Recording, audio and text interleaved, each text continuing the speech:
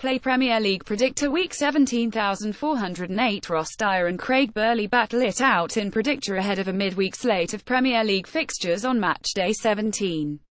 408,958 AM GMT. Martin Jol is not easily lost for words, but on August 18, 2012 he struggled to find the right ones.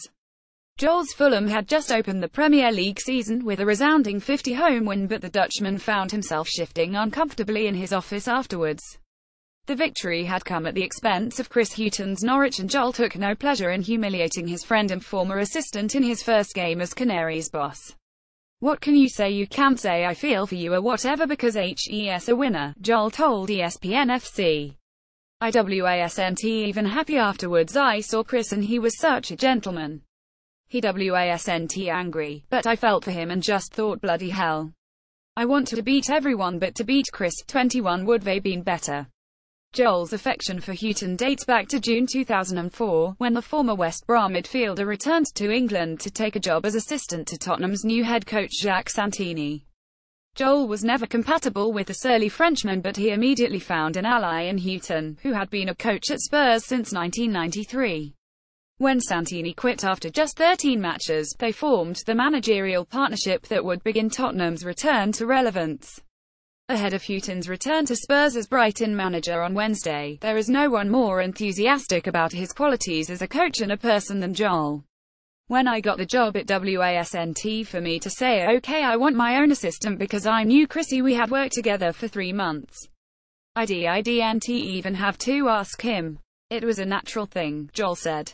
As the pair set about undoing Santini's turgid defensive tactics and gradually turning Spurs into European contenders, Jol found Hughton to be the perfect deputy. "He wants to work because, and this may be a negative word, he's a workaholic," Jol said. "When Santini took over, he stayed and there was nothing to do for him. He wants to coach, to be involved. You can't wish for a better man next to you. He's second to none."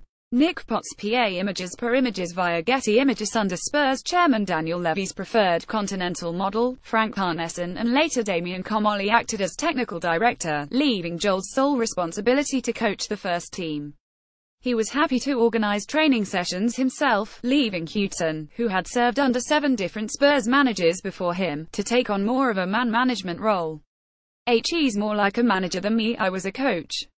Harry Redknapp and Sir Alex Ferguson, they're more English-style managers, and Chris was educated like that. He was very hands-on.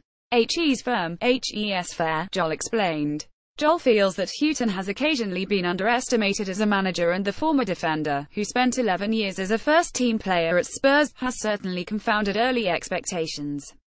The 59-year-old's friend and former teammate Oscar Diles, who gave him his first coaching job at the club, has admitted he was surprised he became a manager, and it is easy to imagine that someone so unfailingly measured and polite is better suited to a role as a second-in-command, a notion Jol fiercely rejects. He's not quiet. He loves football. He wants to talk about football. Even during training he talked about football. He tried to educate the players. He's not quiet, but he's a gentleman. He's conscientious. He's serious. He knows all the players in the championship. He knows all the players in almost all the leagues. That was one of the things I admired about him.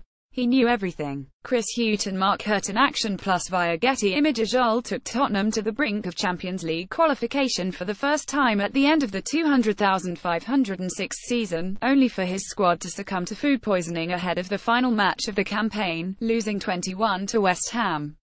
They slipped below bitter rivals Arsenal into 5th place. The following season, they finished 5th again, but expectations had been raised.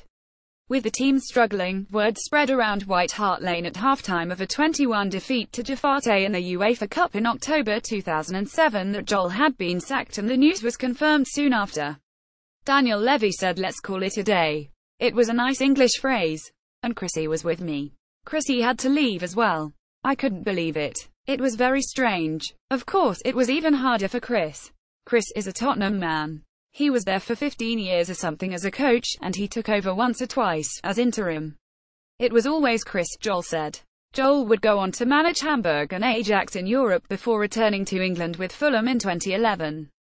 He immediately thought of calling Hughton, but, by then, his former assistant had already made it, having enjoyed a successful spell as Newcastle boss.